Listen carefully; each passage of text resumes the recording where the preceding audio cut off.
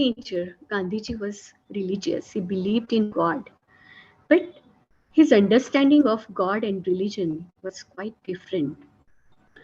He looked in God the truth and love. For him, ethics and morality were very important, and he thought fearlessness is God. He thought that it was a conscience which was pure, and it was extremely important for him. And for him, it was not necessary to believe in any one particular formal religion. He thought that for him, the God would be available for those who do not believe in God. And it was beyond reason, but at the same time, reason was extremely important to him, because he felt that it was a gifted thing for human beings. So without reasoning, he would not appreciate to understand even religion and our traditions, even ancient. He believed in Swadeshi and Swaraj. By Swaraj and Swadharm, the words which he very often used, Swadharm, according to him, was the religion which was experienced by every person. So he did not believe in any one particular religion as such, but the understanding of religion for each person would be different to some extent, and a person exists in his or her own context, and for in living in within that context would mean to do some of his duties or her duties, and to understand the meaning of self in that context, and that would define Swadharma for any one person. For him, God was not a person, but it was a force. It was an essence of life. So we see that he was not in that sense uh, very close-minded and limiting himself to any one particular religion. He took ideas, he was open, and he took ideas from so many people, from the West, from the East, from so many people who thought differently. He took so many ideas from Thoreau, Tolstoy, Ruskin, Bible, Jain tradition to which he belonged, also Gita and Upanishad. And from these readings and his reflecting processes, he came up with values like ahimsa, satya, satyagraha, sarvodaya, swaraj, and trusteeship. And he explained these ideas in so many details that people could understand them in their day-to-day context. Spirituality to him did not exist without society. A human being can actually manifest oneself in a concrete world, in the society, with people. So obviously for him, spirituality did not mean going to Himalaya or going somewhere out, but he was looking at it only by doing things, by karma, in the society where he lived. For him, the vicinity where he existed, like for him, he was an Indian, and obviously he worked with an Indian context, and that was his Swadharma. So, but the principles were not only for India, for his nation, but these were global. How did he think about traditions and practices? We need to really think on this, because many times spirituality would mean not really, people look at it sometimes, not being located in the society, but something beyond the society, something beyond the material world. He used to think beyond the material world, but at the same time, he was very much situated in the society, and he looked at traditions very critically and practices. According to him, everything ancient was not good because just because it was ancient. He said that he would not surrender the God given gift of reasoning faculty, and he would use this faculty even to the ancient traditions if these were inconsistent with morality. He would just banish them. And similarly, we'll see that untouchability, which existed as an ancient tradition in our country, he refused. He refused. He didn't find any religion, basic religion in that. Similarly, the institution of child widowhood, child marriage, were considered in that sense as a part of ancient tradition, but he refused them. He thought these were the horrible beliefs, and we also had so many superstitions. He was opposing all of them. So in that sense, he was quite uh, critical about traditions as well. So he criticized our own tradition, but at the same time, he was very critical about science and technology. We know after Renaissance what happened in the world. Capitalism, in some ways, grabbed the whole world, and machines played a very important role in it. How to look at machines was something which was very crucial for him. And was there, many people think that Gandhi was opposing machines, but it wasn't true. He wanted to have machines. He wanted to have machines, but not to replace man. He wanted machines to enable them to be more skillful, but not to replace them. And if the machines are going to replace millions of people, then he would not agree with it. And he felt that machines and their use did not come with the philanthropic purpose.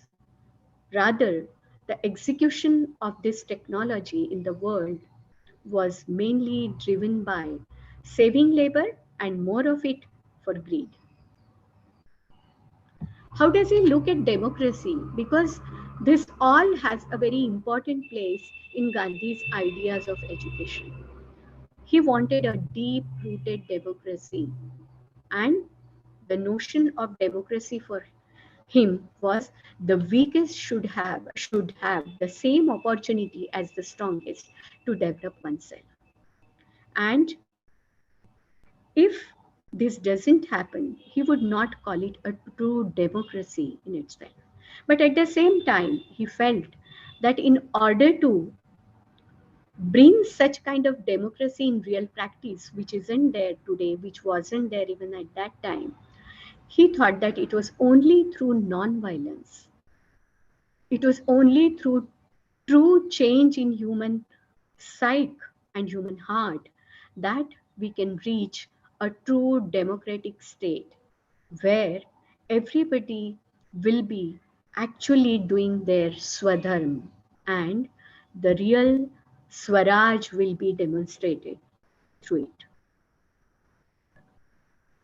Sometimes we do see very often that people are quite timid, they get timid, they don't want to actually question authority. But for him, questioning authority, if it abused people, to resist it was one of the very important duties of a person. And this was also part of Swaraj to him. So for that, he thought that educating masses was extremely important so that they could develop capacity to regulate themselves as well as to control authority.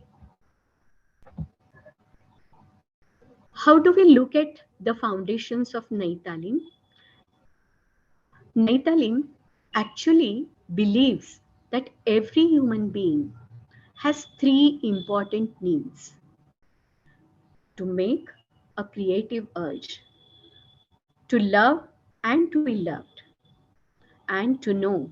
It's a desire to discover and understand the world, the natural world around the person, and also the social world around the person.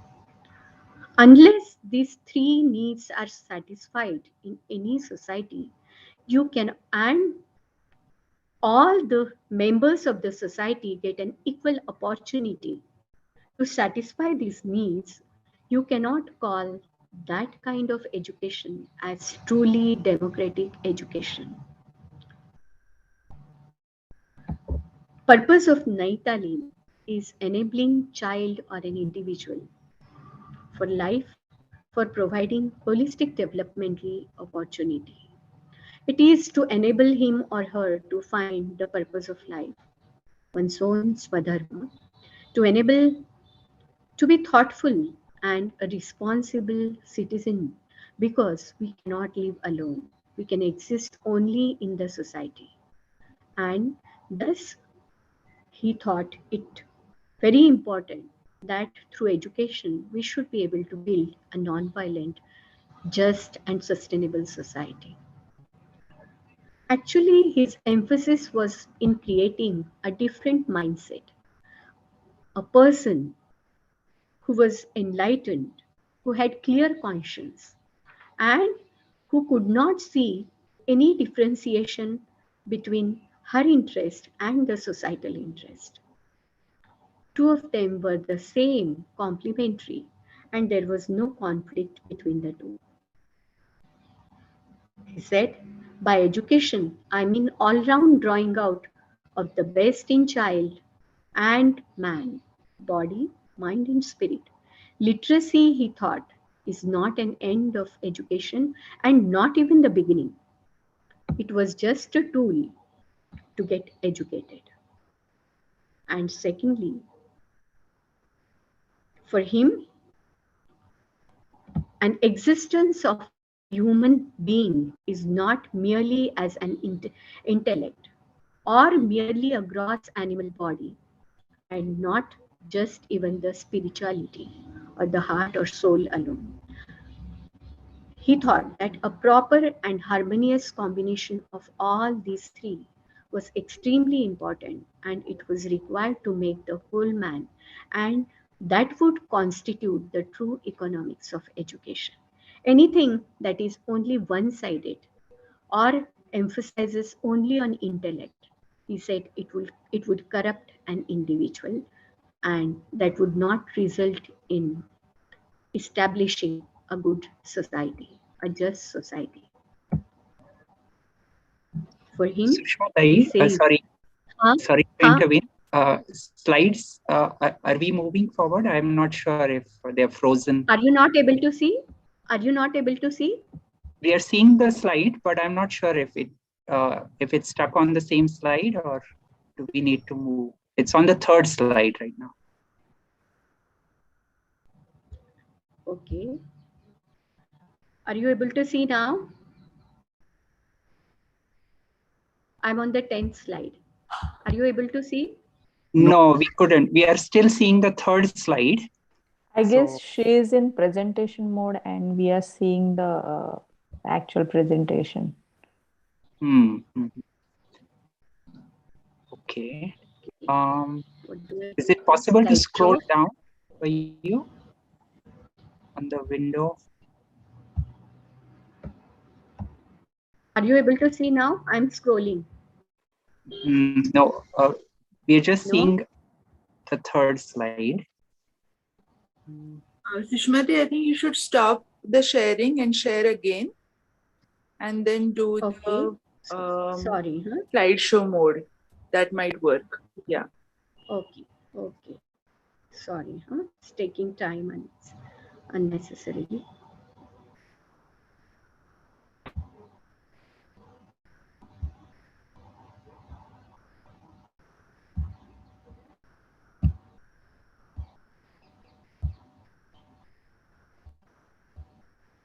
Are you able to see now? It's coming. Are you able to see 10th slide? Not yet. It's saying you have started the screen sharing, but we can't see it yet. We'll wait for a Yeah, moment. we will wait. Now? Not yet. Oh, I'm so sorry. Now? Are you able to see? Are you able to see on holistic education? No, it's just saying that you have started screen sharing, but we can't see it. It shows me Zoom is sharing a window. So you need to share a window, which like select the window that you're sharing. Yeah, I have selected. Okay. Otherwise, it's okay if you just want to like look at the presentation and speak. That's also fine for now. And we can share the presentation with participants later. Yeah, if that's okay. I'm really sorry. No, Anyway, yeah. For him, actually, I should have, I wanted to show school slides as well. Okay, unfortunately. Sushama, can you email that to me? Maybe I can share or somebody else can share for you. Okay. If you have Shall I already... share it through Google Drive? Yeah, that's okay. You can. It will take a lot of time. I think it's okay for now because we have about. Yes, right. Yeah. Thank you, Madhuraji, for trying to help. But maybe because we have 15-20 minutes, no problem. Let's just make the best of it. Yeah. And we'll share the presentation later. Okay. Yeah. Okay, fine. Yeah. So actually, for him, holistic education was very important. And he said that true education of intellect can only come through a proper exercise and training of bodily organs, hand, feet, eyes, ears, nose, etc. According to him, the intelligent use of bodily organs provides the best and the quickest way of developing his intellect. But unless the development of body and mind goes hand in hand with the corresponding awakening of soul, the former alone would prove to be a poor, lopsided affair. He says, by spiritual training, I mean education of heart. So, the three main areas which are extremely important in Naitalim are learning through nature, learning through productive craft, and learning through society. Productive craft becomes extremely important because child needs to has an urge to create something, and productive craft not only satisfies one's needs but also provides an opportunity to create something, and that gives a sense of satisfaction for any child. At the same time, that also helps in becoming confident for satisfying one's own needs. We know that actually learning takes place when your all sense organs engage with whatever you do, and when you do a productive craft scientifically, that's the way the child learns using all his or her senses, and that is how a true learning takes place. Productive craft also actually opens the door to understand society, to understand how these needs are satisfied in our society and what are the lacunae in it, how the relationships are of people and how to reflect on them, how to bring better understanding of having economics. Similarly, it's important for him to learn through society. Schools, he actually thought, Gandhi actually feels, and even Vinoba, who actually evolved that idea much more later, society and education should be very closely related. Society should come into the school and school should go into the society. Means education and society should be very closely interwoven. At the same time, nature is something which is extremely important and we learn a lot. So it's a combination of these three areas which is extremely important for Naitalim. So we have been practicing Naitalim or trying to follow some of the steps in this direction through Ananda Niketan. Ananda Niketan, actually the school which was started by Gandhiji in the premises of Sevagram started in 1938, but later on it got closed in 1974, but we started this school again in 2005. How do we look at collective goals of Ananda Niketan? We feel that holistic and balanced development of body, mind, and spirit, it still stands. It's extremely important. And responsible citizenship, now it is based on constitutional values, and developing healthy and warm relationships is equally important. And we have to be more and more sensitive towards environment, and we need to understand the importance of sustainable lifestyles.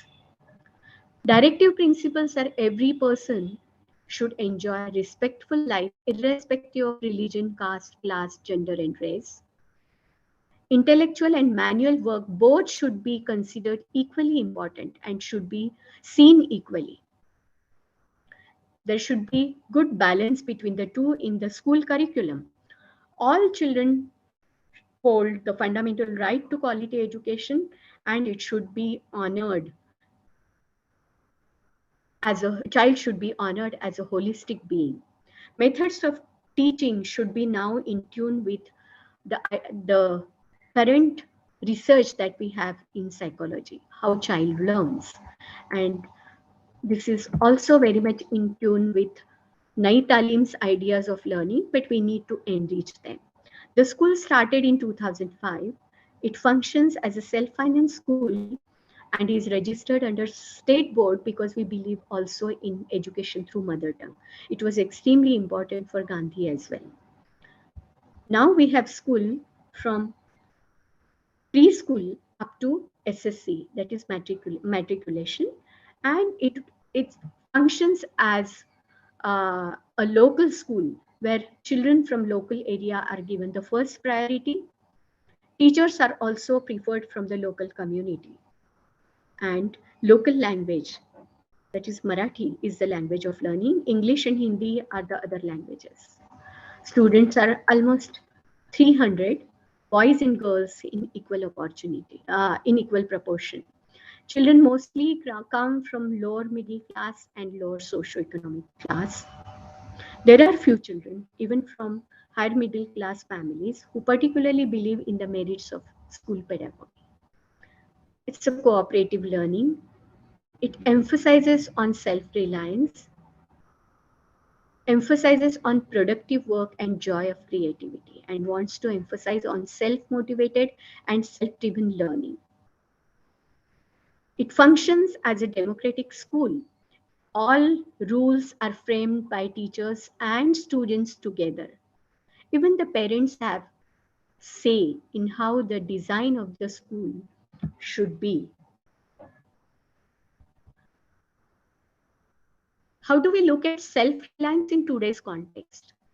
We feel that ability to independently take care of some of our basic necessities of life, like growing vegetables, spinning, stitching clothes, cooking, cleaning, healthy habits, repair and maintenance of some of the things of day-to-day life are extremely important, and that is how a general confidence of self-reliance will grow in child. We understand the importance of cooperation, and it becomes a work, a work in which children and teachers collaborate. They work together, they plan together, they help together. We also feel that self-motivated learning is extremely important And this also includes use of mobile, computers, and internet appropriately. Because this is something which we cannot escape, but at the same time, we need to understand that it's a virtual world, and grounded learning will be mainly in the society where the child is situated, where child lives. So information can come through all these gadgets, but using these gadgets for real life purposes is extremely important, and child needs to understand with reason and differentiate between the two. Children should be able to understand the importance of social norms, and that's why they also frame rules and follow them voluntarily, not because school exerts some kind of authority on them. But at the same time, children should also be analytical and fearless in responding to injustice and abuse of power by people in the society. And also, if it's a school and they come across such kind of any occurrence, they should be able to voice, they should be able to show their dissent, and it should be heard with patience. And we should engage with it. So children also work in the kitchen, and this is the place where gender discrimination, which happens very often in our families, they reflect on it. They develop their skills. They work together from clearing to clearing, and they enjoy work. It's a very, very joyful experience for them because they grow vegetables, they use them in the kitchen, they measure, they learn all kind of scientific things there, and that is how they become quite self-reliant in undertaking their own responsibilities, even to some extent at home. They write on it. They understand the science behind it. They understand the mathematics behind it. Also, they understand how market influences our food habits and how to overcome them. How the money is drawn from the families because of some kind of ideas which are actually becoming very dominant through media.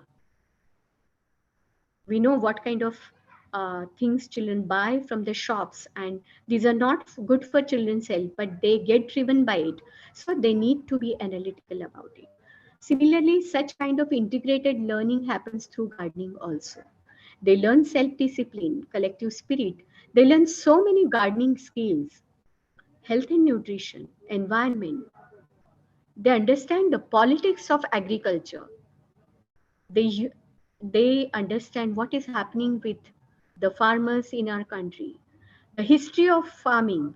They understand how we can save our soil, how we can save our seeds, and how do we look at healthy food, healthy nutritional security at our level. So drawing food from distant places will be in some ways getting dependent on distant sources. Swaraj would mean being independent, self-reliant in the closed communities, in vicinity of certain villages, that basic needs are satisfied and the knowledge is earned to satisfy these needs. They grow vegetables from preschool, from class 1 to class 4 and also till class 10. They learn multiple things. They grow vegetables, they conduct different kinds of experiments. They see how monocots are grown, how dicots are grown, how the root system differs, how soil erosion takes place, how can we reduce it by practicing different kinds of uh, cultivating systems, how multiple crops can be grown together to save soil and also to save from pest, and also to save our soil, save our nutrition, uh, and secure nutrition at local level.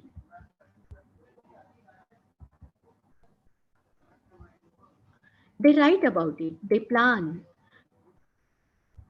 they lot of mathematics through it, area, lot of farming, how the country functions, how it affects our farmers, actually creating mathematics related to it. Then there is art of fabric making, in which they learn spinning. They learn to spin, they learn to stitch by hand initially and then on machines. And through it, they learn lot of mathematics, lot of history of cotton, lot of understanding about how our one of the important necessities could be taken care of at local level, and how environmentally it can be fair for people like people who are staying in Vidarbha, who are cotton growers, and at the same time they are committing suicide because we really do not process cotton and we give it cotton to the industry, and we are losing control over our seeds, and we are becoming slaves to companies. So they learn all these. Learning is fun by doing lot of experimentation. It is very much part of learning process, even within the class and outside. Enjoy doing it by actually engaging with leaves, with seeds, and with plants, and with the beautiful surrounding that we have in our school. One of the important work that we do is cleaning. Cleaning is extremely important. There is no other person which helps in cleaning. Everybody, teachers, principals, children, they do this activity in groups, and analytical understanding of caste system is also aligned to it.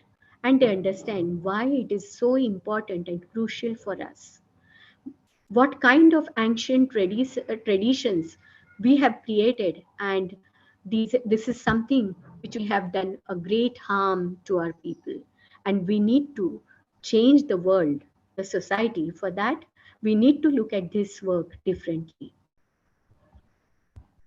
All school activities are done democratically, as I have said.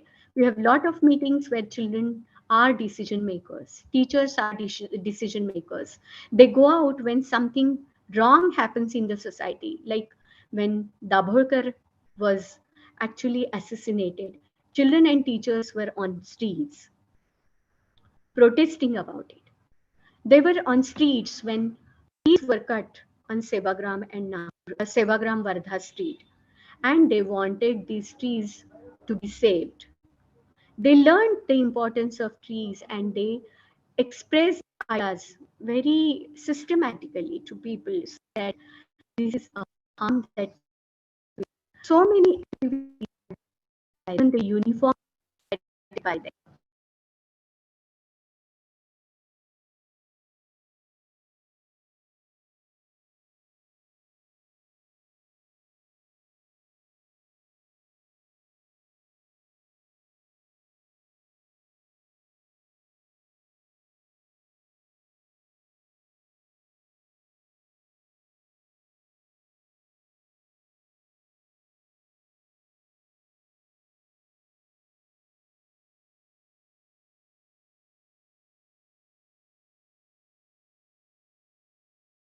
We cannot hear anything. Sushma Tai, hello. Hello.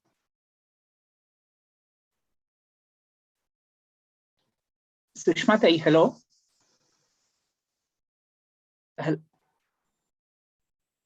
Let me just call and check with her. Yeah.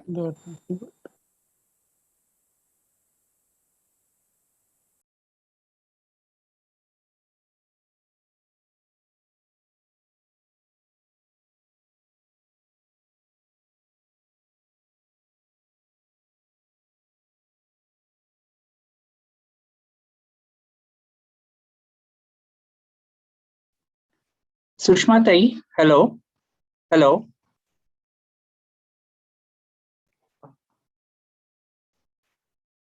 Sushma Tai, hello. I think her headphones, I'm setting with that.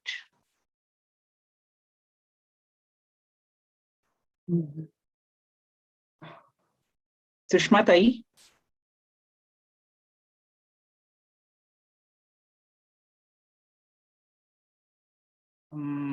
We are losing her. Is it just me or nobody is able to hear? Nobody is able to hear. Even I No one can hear. No, Can you, we can't can you hear just tell her. her to switch off her video? That would help her in I'll switch off her video, but I think it's her headphone. And I think she's switched off her phone, so I'm not able to get through to her. Just give me a moment. Sushma Tai, hello. Hello.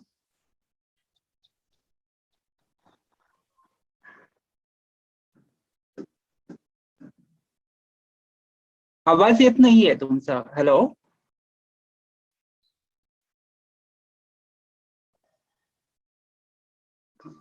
Can you chat with her, please, Mr. Vipul? I did, but I'm not sure if she noticed. Oh. Let me check.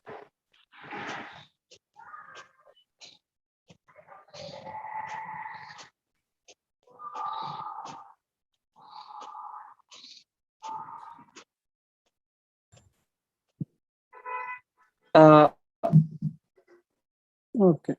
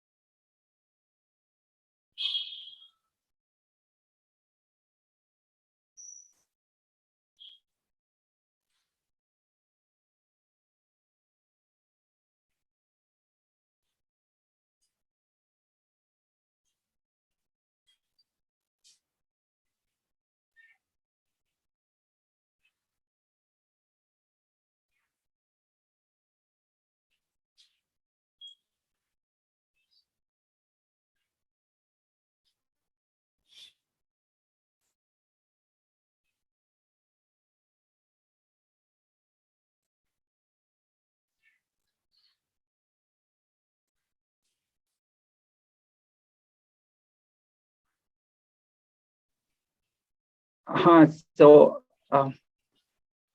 sorry about the tech issues. I just spoke with her. What we've agreed is she will come back at the end. Again, she's emailing the presentation as well. We'll go ahead with Shefali's presentation for now. Thank you everyone for your kind understanding and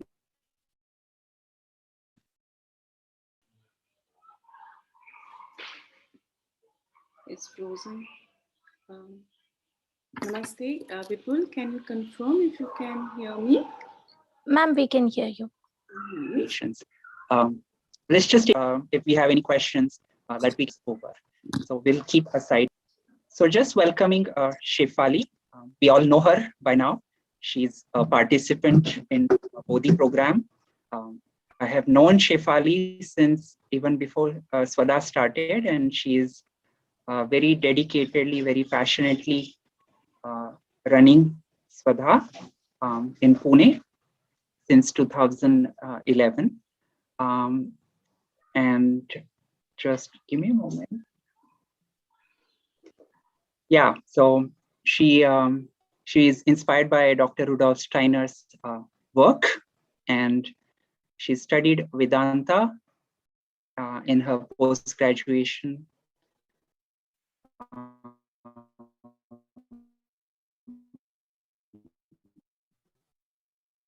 She's also studied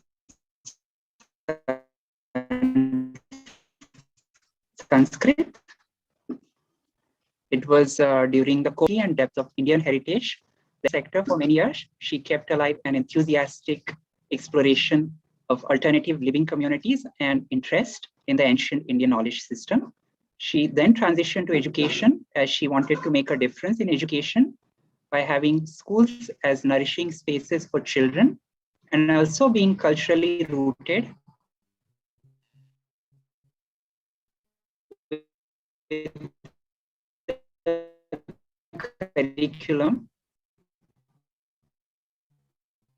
also reflecting these aspects. So that's to Shefali, and we'll bring her back.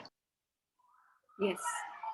Thank you, Vipul. And my humble thanks to Dharma Gurukulam and the team who has put together this course.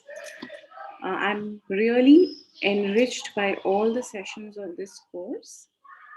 And today, when I am bringing you an understanding in Waldorf method of education, I'm also trying to bring an Indic perspective because that is very important.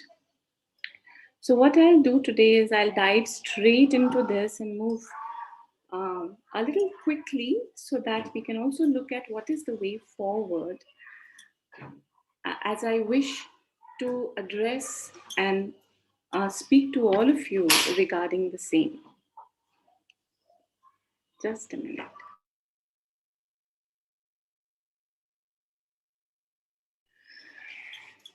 So when we were talking about education methodology, I'm bringing these details from Dr. Rudolf Steiner's work, wherein he's saying that when we are wanting to establish an education methodology, there needs to be a sound understanding of human life.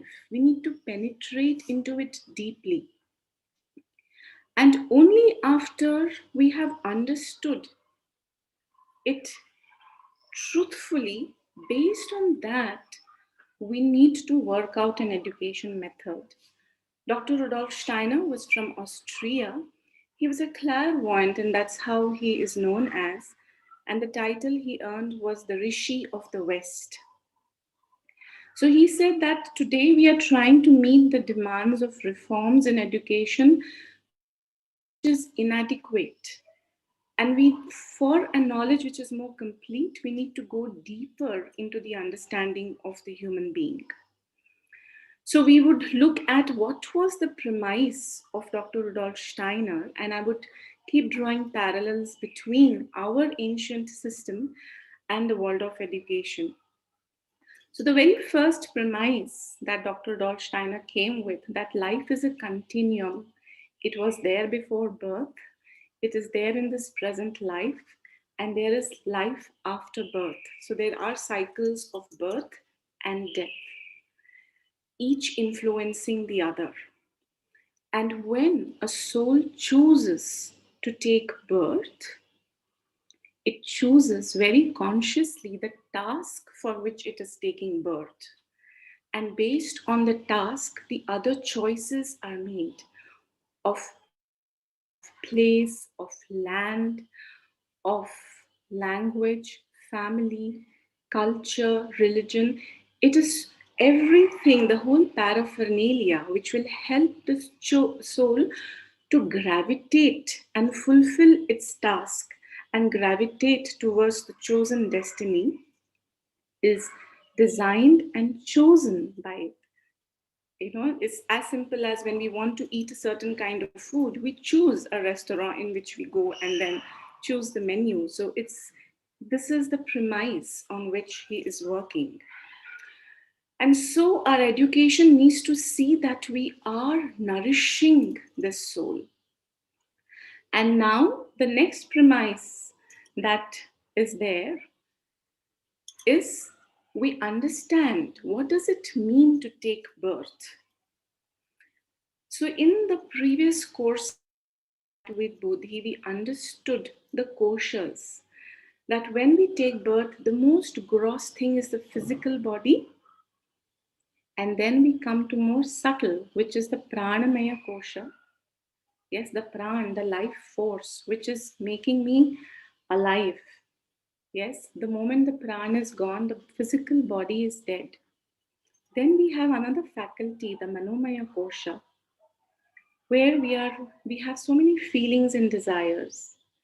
Then we have the Vijnanamaya Kosha. I have an intellect which out of my feelings and desires chooses which is most appropriate.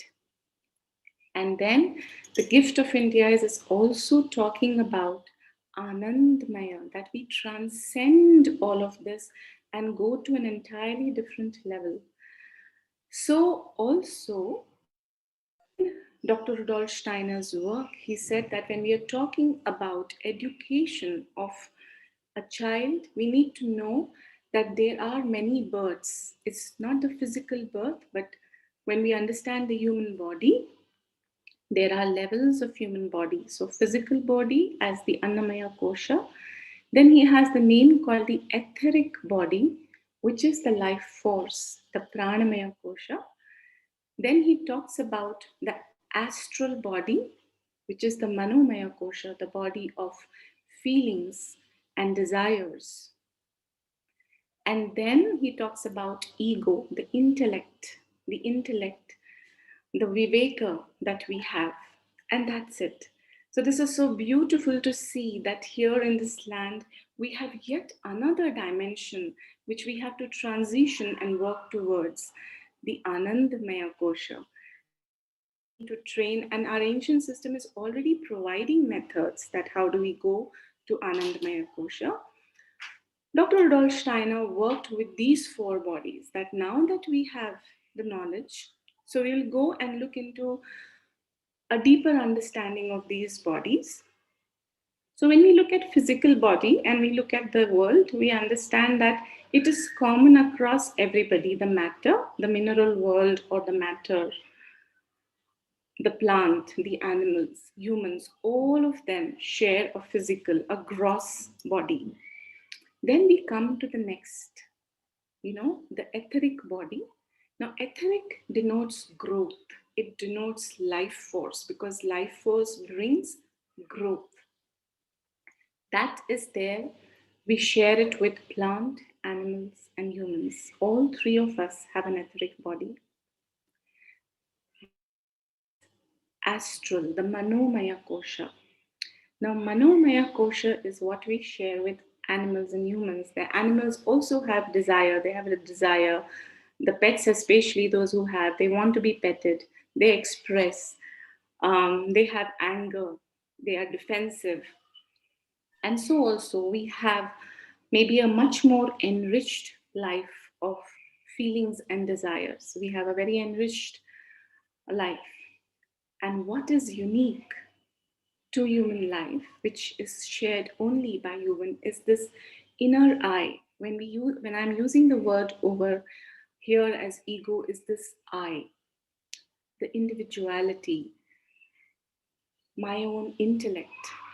This is a soul faculty which is belonging to human race, which puts us in service of the whole planet and most responsible too. Now we look at, so this is how it goes. We have the physical body. So from birth to 7 years, so there are clear 3 stages that Dr. Rudolf Steiner says that when we want to work with education, we really need to understand these bodies. What are they? What are their properties? When are they available for us to work on externally and intervene with? And what do we do when we have to work on them? So physical body, you see what is in the womb, nature is working on it. Natural system, which is supporting, the eyes are developing, but external light or anything which is influencing the physical body inside the womb.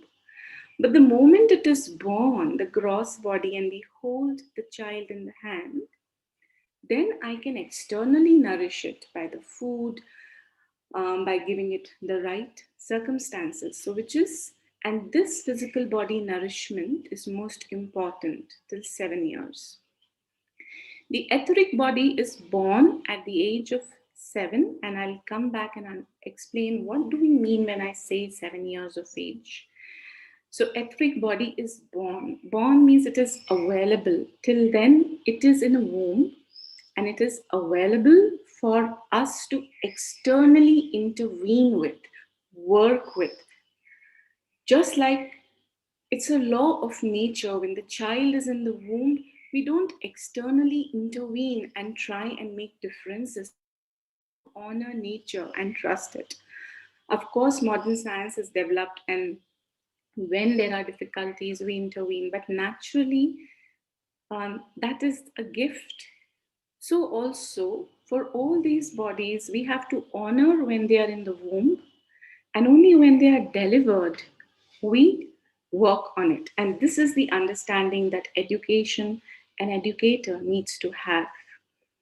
Then, astral body is 14 to 21 years. So, at 14, it is born and it is available for us to work on. And at 21 years, a fully matured intellect appears.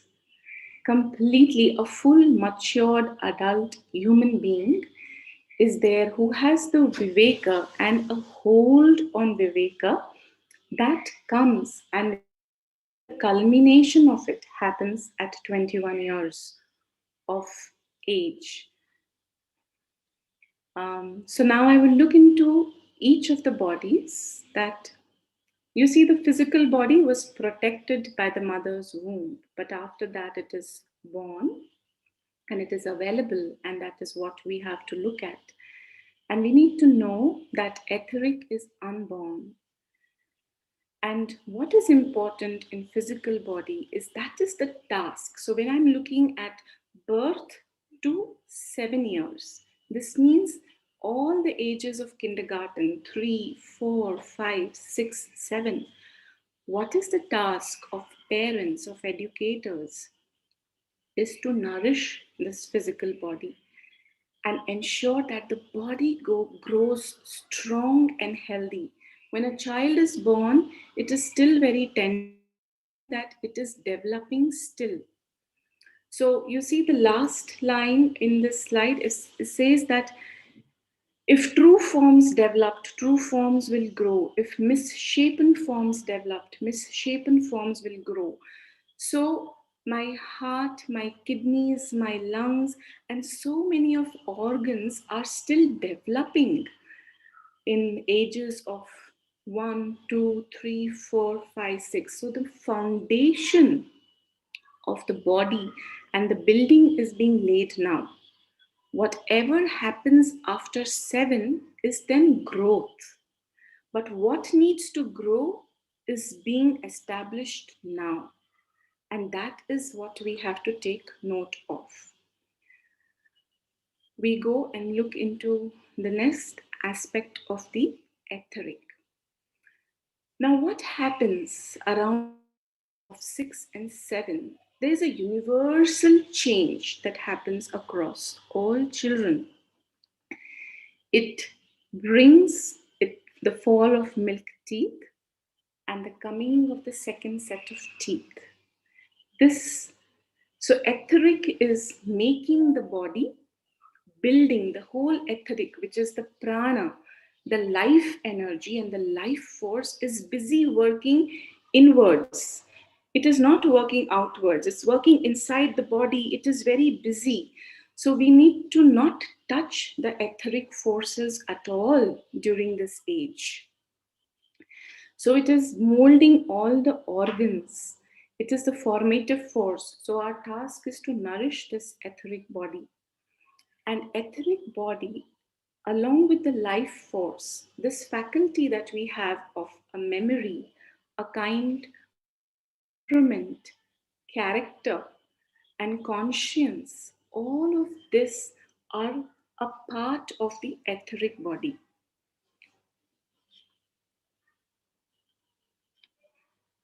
Just a minute. Yeah. I suddenly got a blackout on my screen. Yes.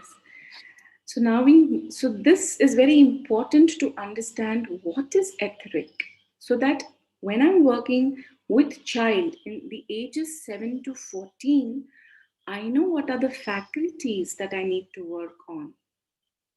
One thing very important that Dr. Rudolf Steiner says, and all the ancient seers say, that if I will read in his words rather, those who develop the higher organs of perception, for them, the etheric or the life body or the life energy is not it is an object of perception and not merely of intellectual deduction. So this is something that he says, that it is not that we are intellectually deducing, it is tangible. If somebody has that clairvoyance or has that organ, they have developed the faculty to see more, is an object of perception. It can be seen how it is. The next is the astral body. Now, astral body becomes free and born at the age of 14, and we know what happens. You see, your child that you have raised is a very different person when they reach this age. 14, you feel that there's a young adult in your homes. So a whole different person comes into play because a whole new body is born. This is the body of pain, pleasure, impulse, craving, feelings.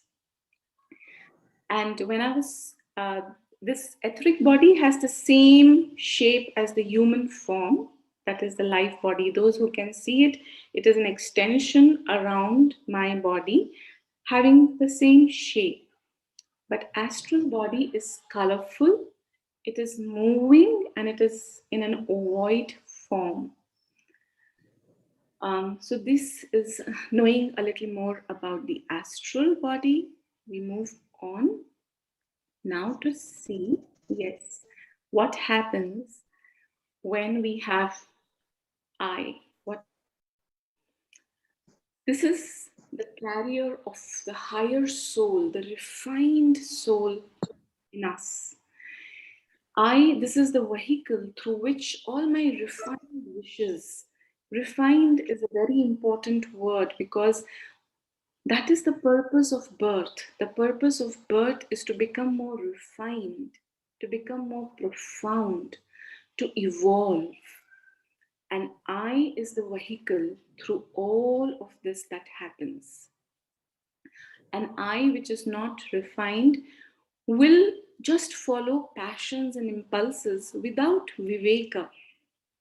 And so the journey of I is to go on refining this viveka as the person lives on. And that is the journey from 21 onwards, to make it finer and finer, more and more refined. What do we do with this knowledge now that we know, we have looked at the Kosta and the same thing Steiner is talking about, that there are 4 births of human life really after the physical body is born. There are 3 more births. And through education, we need to work. An educator needs to understand all these 4 bodies and also understand that each of them has a time of its own, and only then we work. Like we don't penetrate inside the womb and try to give nourishment to the body inside the womb. We do it only after it is outside. So also, when these bodies in the womb, there are some things we do and some things we don't do, and that is important for the right foundation of education. So let us look at what does it mean when we say that I need to nourish the physical body.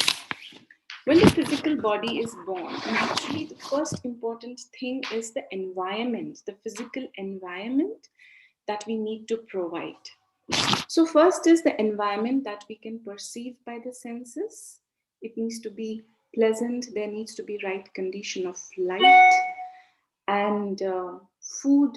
So when children are growing from birth to 7, we have to give them a healthy instinct for food. So the kind of food that we give and when do we give, all this is very important. And what nourishes the physical body is a healthy rhythm, which is in congruence with nature. You see, the sun rises and the sun sets, and we have been hearing talks of ancient knowledge systems, that how our life needs to be connected with that. So very strong rhythms of waking up, sleeping, meal timings nourishes the physical body. Instructions and any kind of moral talk does not speak to the physical body. Understanding meaning of something, telling something, and a person understanding, that is the quality of etheric. And etheric is not born.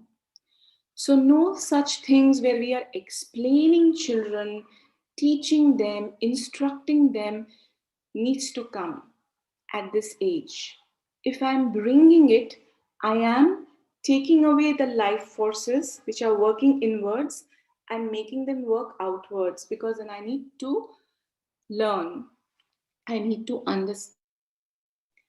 And it was advised that it needs to be an organic development. We just give them a good environment, good rhythms, and their tool for learning at this point is imitation.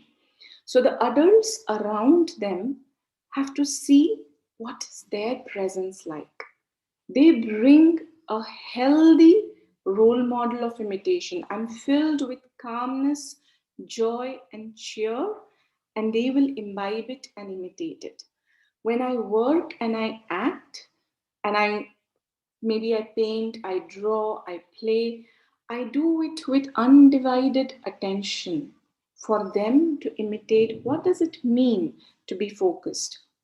And hence it was advised that there's no reading, no writing, no teaching by instruction, because teaching by instruction means teaching the etheric. It is etheric which understands meaning. The pranamaya kosha needs to be, the life body needs to be born. It is still in the womb and it is working on the physical body. And to ensure that the body is engaged, I'm learning through my body. So the kind of toys, so there is a lot of detail then based on this, that the kind of toys that we give are something which is not making their intellect to wake up, but their hands, understanding by movement, the toys which can move, and the physical environment. For example, can you go back to the previous slide? The physical environment, we bring a lot of beauty, a good sense of light around children, the kind of toys that we need to bring, and a very healthy rhythm for children. No instructions, children play, and they through us, through various, and we bring songs and stories not for the meaning of it, but for the joy of it. That is important for this age. Can we move on further? Yeah, so these are just heaven fallen toys, wood, pebbles, shells, toys, and instead of ready-made dolls, a doll. So imagination is very, very important, that everything which the brain muscles have to be formed. So the less processed and ready-made things that are given, just a cloth, you see over here, it's folded and it looks like a head and 2 arms, which will make me fill up everything. Logs of wood, I'll make, one thing will become house, one thing will become a bullock cart, and I will place it and I play. So I'm filling in the toys and superimposing, and it makes my brain muscles superimpose, it is making it move.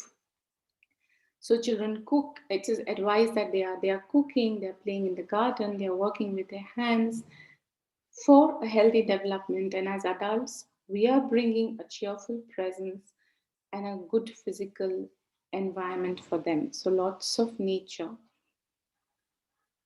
And this is something which Steiner says, that those who have an eye, who can really look at these bodies, if they can see how if people could look into the brain as a spiritual investigator and see how it is building forms, they would for sure give their children only toys that are fitted to stimulate and vivify its formation. So all village toys, tire ke saath khelte hain, everything which involves movement, which makes me think. And it is best that they are as simple as possible. Just plain mud is also enough and very enriching. So less is more and simple is beautiful over here, the children of this age. Then we move on to understanding the etheric body. So if we have to look from the Indic perspective, we are talking about karma. For young children in this age, they are just doing with their bodies and understanding. Karma yoga ke baad aata hai bhakti. And this, I think, is a gift of India, which talks so highly about devotion. And this is what it's there. It's devotion, and there of devotion that we have in our customs, in our traditions, and we have to see how we integrate that with the learning methodologies, because I will now speak about the nourishing the etheric. Now, at the age of 7 until the age of 14, children now step into school. They begin to read and write and learn about subjects. So what is the understanding until the age of 7? That the physical body is born and it is a divine soul that is born, gods and goddesses, and we have to just love them, take care of them, give them a lot of love and warmth, right rhythms of waking up, eating healthy food, sleeping, and a natural to be in, and honor them just as they are and enjoy them growing. With the coming of the second T, from 7 to 14, what is it that strengthens the etheric? So etheric is the body of learning. So teaching, instructional teaching begins now. So whatever we teach them the ways of the world. Vyavaharik Gyan. Because what is it when we learn a language? We learn maths. We are learning about the world and its ways. A child under 7 is divine. He is in wonder with stars. So beauty of stars, the beauty of plant, the flower, just singing its poem. No meanings are important. Meanings speak to etheric. So something which is very important that we have to look at etheric. Earlier, the tool of learning was imitation. They watch and learn and no instruction. Now we have moved to instruction. And what is my way of instruction? And what do I work on? So etheric body contains habits. It contains conscience, character, memory, temperament. So as an educator, I need to know that these are the faculties that I need to work with. And what are the forces? What is the mood which really strengthens etheric? That is reverence, veneration, bhakti jo kehte hain, devotion, bhakti, and spiritual connection with the divine. The etheric forces very strongly. Life body and life energy को वहां से nourishment मिलता है. Physical body को food से or etherics and nourishment. How do I nourish the etheric through all of this? Now, what do I do? So I also need to understand that when I'm working with the etheric body, I need to understand what is the language of etheric. Yeah, the language of etheric is pictures. So when somebody tells us a story, we still thinking, for example, there was a little girl who wore a red dress and a red hood, and she went into the forest. So some images appear in front of us, the red dress, the red hood, and she went into the forest. So these are the images. This image building and picture building learning tool of the etheric. So abstract concepts like photosynthesis, it's very difficult, condensation, evaporation. There's not an image behind this. So abstract concepts and those kind of instructions do not speak to the etheric. It takes up a lot of their life force when they have to struggle through this. So when we teach children, it is very important that every subject that is taught to them is taught through stories and parables. Yes? And while we are teaching, and what is the relationship between the teacher and children? And this, I think, is the most important thing to know. The magic word for younger age of 7 was imitation.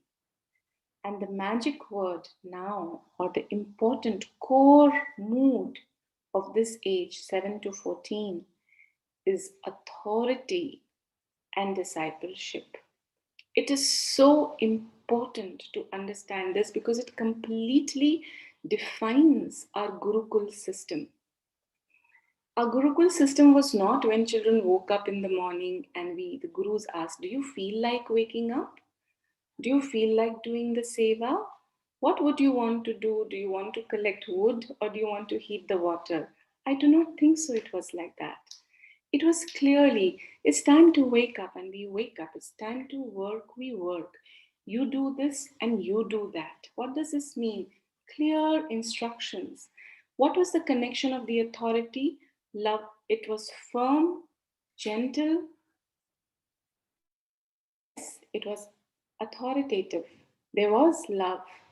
There was gentle. And the person lived a life where the children were taken to that authority naturally. They were like the Pied Pipers. So that is so important for good learning to happen. The second aspect is discipleship. We have to keep children in the mood of discipleship. And discipleship एक पात्रता चाहिए सीखने के लिए. वो पात्रता भी बच्चों में हमें कल्टीवेट करनी है. So which is very important. So parables, stories, and in every subject that we teach, because till the age of 14, biology comes, chemistry comes, physics comes. In younger ages, environment comes, so many things. Most important thing that needs to come is a spiritual and divine connection behind every subject. So I don't look at plant as just a matter, but I also look at it through poetry. I look at it as the wonder. I look at the force which makes it grow. In the seed, I look at the whole tree that is hidden. And this religiosity or this sacredness, this is what nourishes the etheric. So this is what when I say bhakti, हर चीज के प्रति भक्ति, तो हर चीज को एक matter में सीमित नहीं करना है. It has to go beyond matter to deeper layers.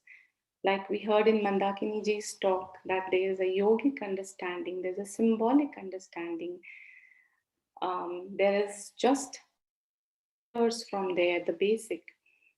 So there has to be layers. Things have to be fraught with deeper meanings.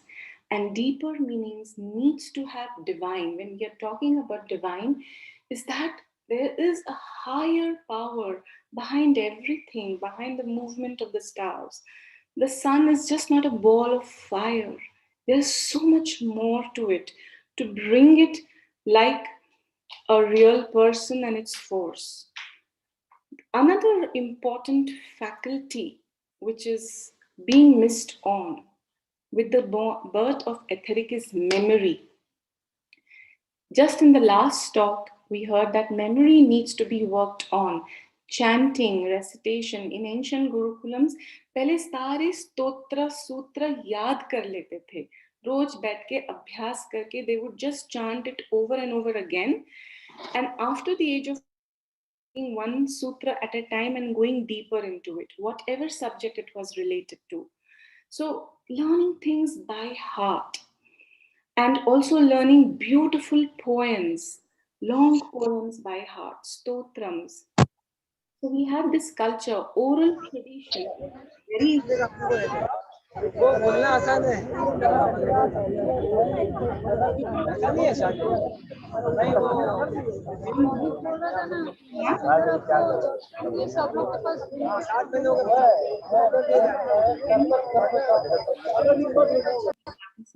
Yes, thank you. So it is very important that oral tradition that we had its power because it builds a lot of muscle, and memory is the faculty. Between 7 to 14, we have to strengthen the faculty of memory and memorization. If it is it is difficult to cultivate that strength. The time is gone. So this is an important thing. Then we are talking about conscience, character, temperament. So moral maxims of how you should be, ye sach bolna chahiye, these things do not work because these are just, we have to give them indirect stories. So you see the whole Panchatantra, how it was stories, through stories of animals, of people, you understand what it is to speak the truth. So not to just give them, because these are abstract concepts. These are just facts. So through parables, work on the conscience and the character. Another important aspect to cultivate the etheric is beauty and aesthetics. Children should be surrounded with beautiful things. And when they work also, we have a lot of work. So you see how our notebooks, copies, black and white, this black lead pencils, have color pencils, bring in drawings. I could not put together the work of children, but if you just go online and look at Waldorf textbooks, it is a very beautiful example. How do you integrate beauty in our daily teaching? Like, for example, you're learning a skull, we feel it and we mold a whole skull. And when we hold it, or the teacher, when she holds the real bone skull, and the children have sculpted their own mud skull, they see what is the difference because they have to feel it, they have to mold it. And when we hold the real skull, it is also important to go into the depth that this skull was really a human being. It was one person to whom it. And let's for a moment pause and thank who's bringing, this belongs to someone. So in every lesson, to bring this sacredness. So this is beauty and aesthetics are very important in everything that we do. And in sacredness in every lesson. Then we bring deeper meanings and role models. 7 to 14, children need to have role models. One is the teachers and the teaching faculty. They need to see how they are striving, who have immediate influence. And beyond that, this is the time when we tell them stories of saints and of great men and women who stood up for deeper causes of life and lived a life which had profundity and depth. So through direct examples and through indirect examples, deeper meanings. And a lot of movement of body. a huge mind-body discipline. So in Waldorf, they had eurythmy, Bothmer gymnastics. But in our country, we have a lot. We have so many schools of yoga, a lot to offer. And what is important when we are talking about movement, he says that it is just not movement by understanding physiology and anatomy and bringing good body coordination. It is understanding what kind of movement will bring in a sense of ease and happiness in my feeling. So I have to really nourish their feeling through beauty, through deeper meanings, through role models, through parables, through stories, through artistic engagement, and nourish. And in sabko, to carry it in a cradle of bhakti and devotion. Age hai. Because 14, when the astral is born, children are different and it is difficult. So you see now a lot of the schools are completely there in hands-on learning, hands-on, so which is very beautiful because then you're doing things. But it is sense perception alone. Matter and spiritual, they are half-half in everything. So that other half also needs to come. So sense perception alone needs to be accompanied by depth and sacredness in every subject. How Ayurveda treats body like a temple. So we need to bring that when we are teaching biology. Then we go to astral, which is the next body. Vipul, how long can I have? We have till 7:15. All right, thank you. Yeah. So it would be nice to also have some time for question answers. Yeah. So astral body, when it is born at 14, is all about feelings. So when we are talking about authority and discipleship in 7 to 14, we are not stimulating the feeling life of the child. What do you feel like? What do you want? हम बहुत उनके मन को उजागर नहीं करते हैं. हम उन्हें as authority tell them, तुम्हें ये करना है. You must do this. Let's do this. The skill is how do we tell them such that they are with us. With astral comes the faculty of judgment. This is when sciences come. Before this, sciences come in a different way. They come, but in a different way. But pure sciences, as true sciences, they come because the faculty of judgment is not now born with the coming of astral. Puberty is an indication of that. Independent thought, all of this comes. And how do we now nourish children after 14? Nourishing the astral means they're seeing many views and many perspectives. So it is very important that between 7 to 14, we don't want children to have opinions. It's best that they are open and they don't have opinions. We start bringing views, perspective, opinions to them now when their faculty of judgment has come. So and singing is a lot of social bonding. So a lot of singing, a lot of art and theater for children for their soul life. Wo manomay kosha hai. So for their feelings, for their passions to express entirely.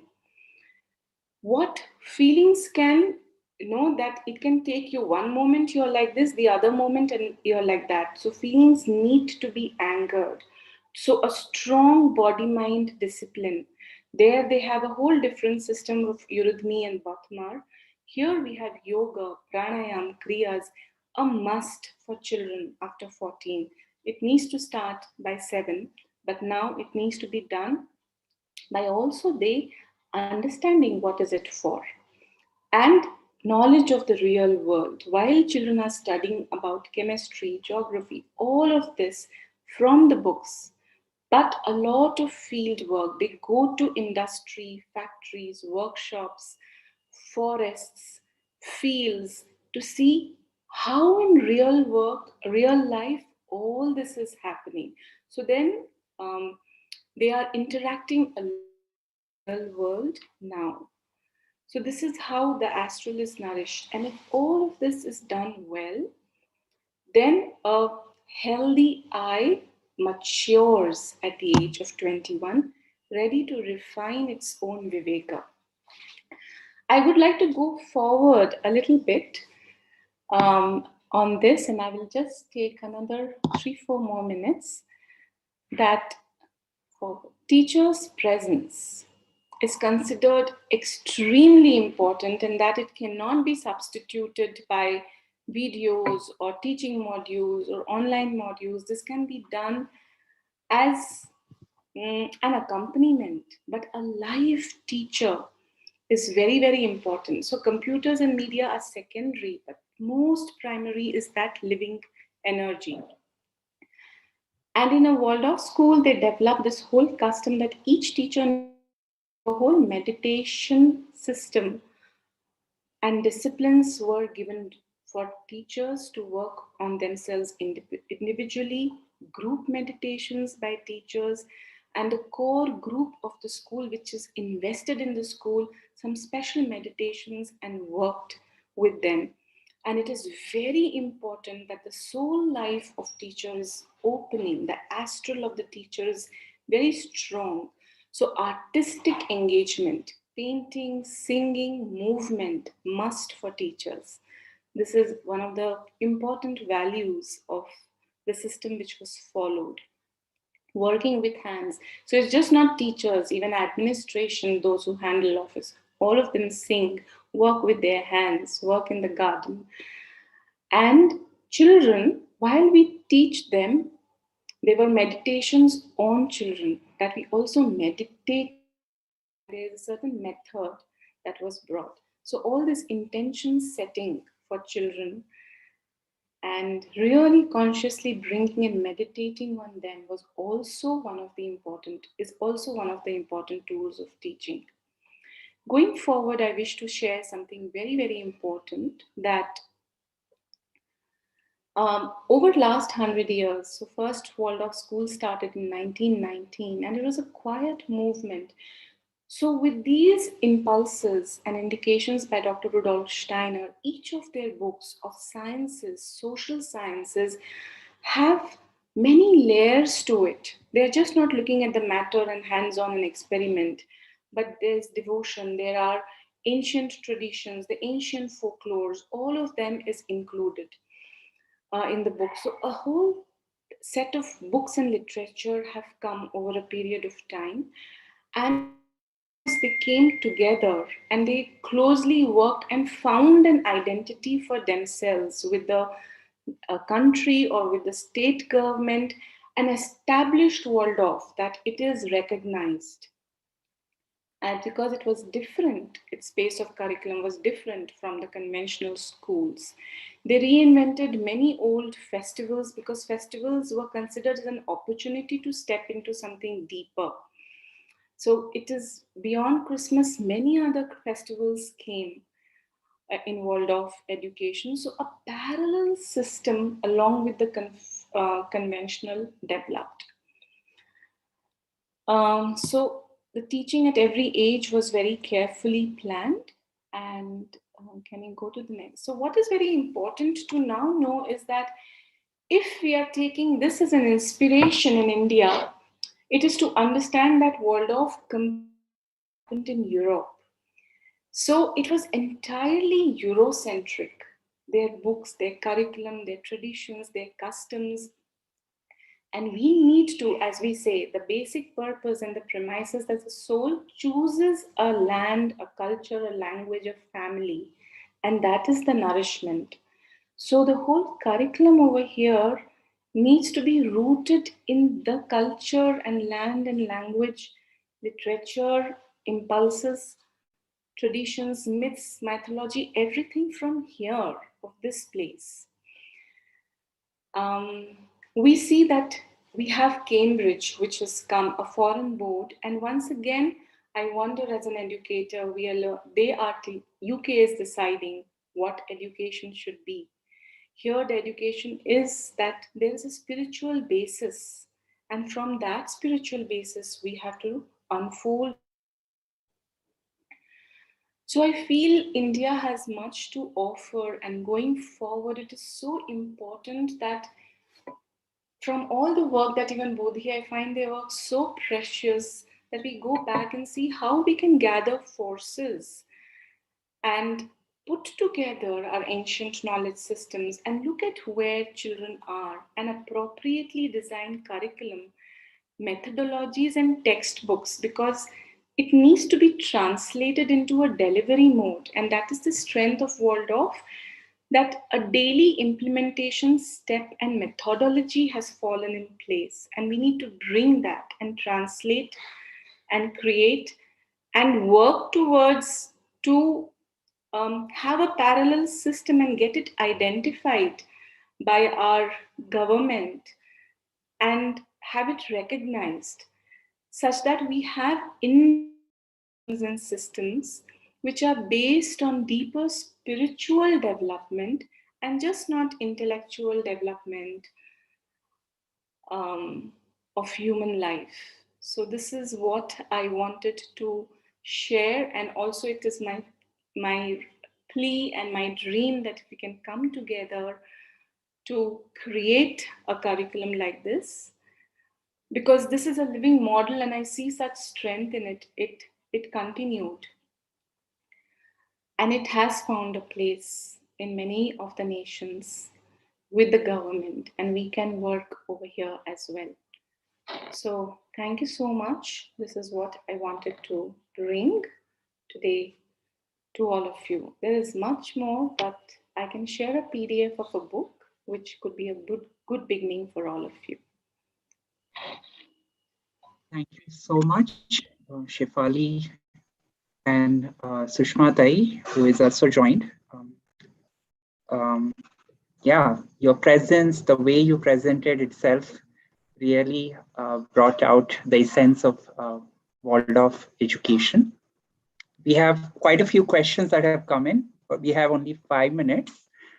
Shefali luckily happens to be part of the Bodhi program, so hopefully you can also respond to some of these even later on the group at your own pace. Just wondering if there might be any question for Sushma ji before we take in the questions that have come for. Meanwhile, Shefali can maybe read through some of them and pick one or two. We have a hard stop at 7:15.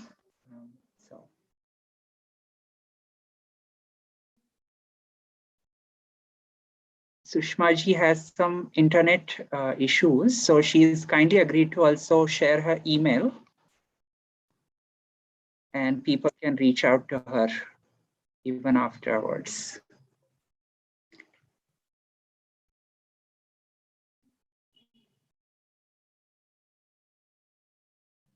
And we'll share both the presentations. So Shefali, would you like to take the question Meenal has asked about when we say we don't want them to have opinions, how do we work with them on choices, preferences, and their share of perception and perspective? These could be long answers, but maybe just very briefly. You're on mute, Shefali.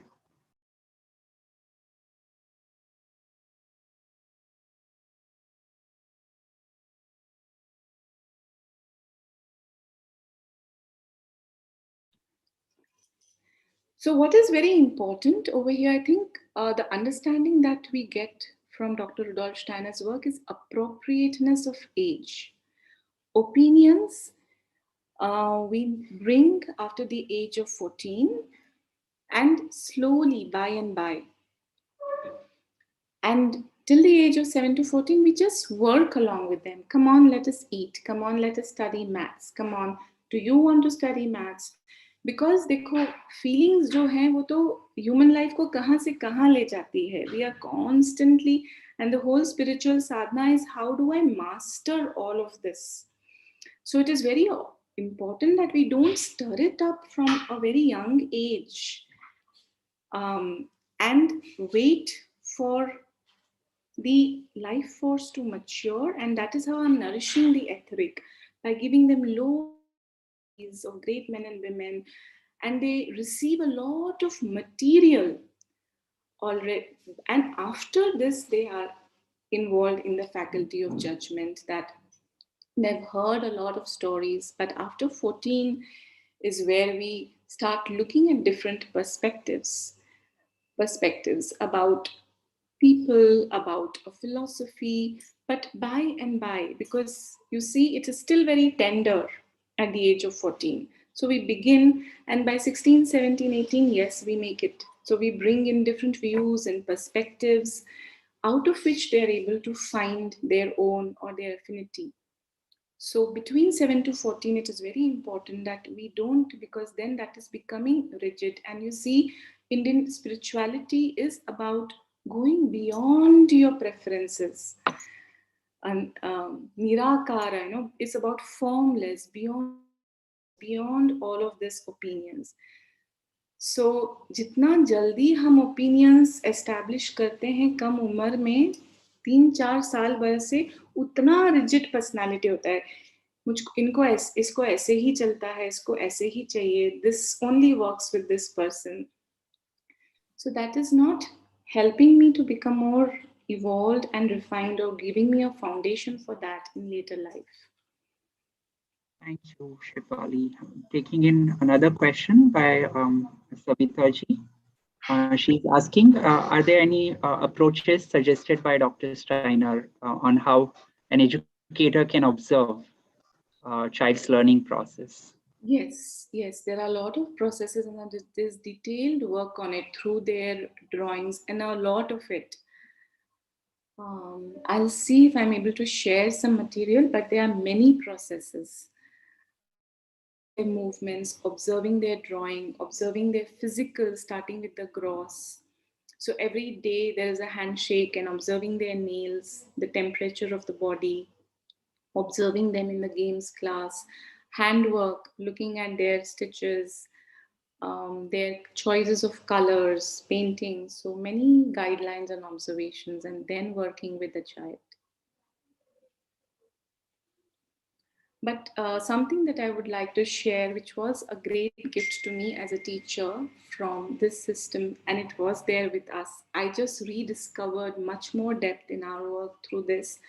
As teachers, we work very hard with our children. And one strength that came was meditate on your children every night. We are working hard because I want him to understand maths. I want him to become more confident. Whatever I want, I write that down. Meditate on my class or on that one child every night. Have affirmations and do it for some days continuously. At the same time, work on all the methodologies during the day. So it's a combination of taking help from higher energies, and I also doing my karma with trust and dedication. So this is so powerful. We must remain connected, because the more we connected to this higher divine energies, the more we are able to help our children well. We'll just take one or two more questions and we have to close, sorry. Neena ji has raised her hand. Would you please quickly ask one? Yeah. Yes, thank you very much. Shefali, fabulous presentation. I'm trying to find out, I think I didn't get where most of the philosophy that Randolph Steiner brings into this teaching methodology. What are the sources of particularly the 0 to 7, 7 to 14 kind of breakdown? I'm very interested in digging deeper into that. And so I'm curious if you could help us with that either now or later. What are his sources of that division? So sources is, of course, the physiology of the body, and also his clairvoyant vision, where he could see that the etheric is born. It is not in the envelope. The envelope has opened, because he said that it is an object of perception. And the child is now available. Till then, he would not teach the child to read and write. But after he on, okay, let's sit down and let's understand. तो व्यवहारिक ज्ञान में तब तक तो in the beauty and wonder of this world, and we see all children lose their teeth, and there's a natural age for this, even for puberty. Now puberty is prematuring because we are prematuring mind very early. बहुत जल्दी हम बच्चों को सिखा रहे हैं. If we understand yoga, mind mature hoga, along with the mind, the body will also mature faster. And that is disturbing the physiology of the body. And he said then, 100 years back, if we continue to educate so intellectually as we had started, we will see that all the diseases of old age will start coming in 30s, which we are seeing: blood pressure, heart, diabetes, heart attacks. They have all started to come in 40s. And he says, this is education towards health. We need to educate appropriately to have sound physical health, because this body is the tool through which the soul can evolve. If the body is not in place, then the soul's evolution is then hindered. Thank you so much, Shefali. I was trying to pack in a lot in a short time, but very insightful. And we are so fortunate you're part of this Bodhi journey with us. And she's very urged all of us to come together, build this curriculum. It could be one of the project ideas. You can team up and perhaps collaborate on this, start off as a Bodhi project, but it can really lead to something powerful. So would really encourage participants to think about that. I would also like to thank Sushma ji, whose internet couldn't support her in the last pitch, but both of them have very kindly agreed to be reached again, and will upload all the resources on Google Classroom. So just thanking, we'll pause with a moment in silence, and I'll chant Loka Samasta 3 times. Yeah. Loka Samasta Sukhino Bhavantu. Loka Samasta Sukhino Bhavantu. Loka Samasta Sukhino Bhavantu. Om Shanti Shanti Shanti.